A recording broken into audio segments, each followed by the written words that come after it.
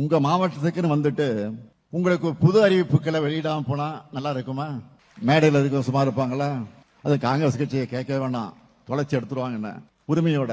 ஆக அதையெல்லாம் உணர்ந்து அதனால குமரி மாவட்டத்துக்கான 6 புதிய அறிவிப்புகளை இப்போ நான் உங்களிடத்தை வெளியிட போறேன்.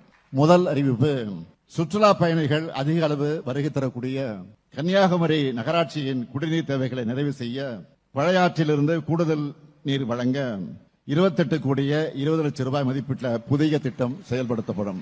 மேலும் முக்கடலும் சங்கமிக்கக்கூடிய இந்த பகுதியில் 25 கோடி ரூபாய் மதிப்பீட்டில் புதிய கழிவுநீர் சுத்திகரிப்பு நிலையம் ஒன்று அமைக்கப்படும். இரண்டாவது அறிவிப்பு, குளச்சல் நகராட்சி மற்றும் மண்டைக்காடு பேரூராட்சி பொதுமக்களுடைய நீண்டகால கோரிக்கையை நிறைவேற்றக்கூடிய வகையில் ஏவிஎம் கால்வாய் 1 கோடியே 20 லட்சம் ரூபாய் மதிப்பீட்டில் புனரமைக்கப்படும்.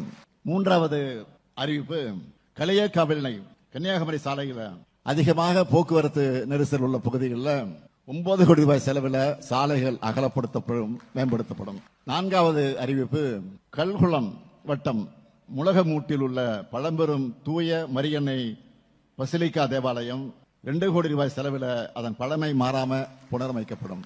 ஐந்தாவது அறிவிப்பு, தமிழ்நாடு மீனவர் நலவாரியம் மூலமா தற்போது மீனவர்கள் மற்றும் அவர்தம் குடும்பத்தினருக்கு வழங்கப்பட்டு வரக்கூடிய கல்வி உதவித்தொகை, திருமண உதவித்தொகை உள்ளிட்ட பல்வேறு நலத்திட்ட உதவிகள் போன்ற பல்வேறு நிதி உதவிகள் அனைத்தும் உயர்த்தி வழங்கப்படும்.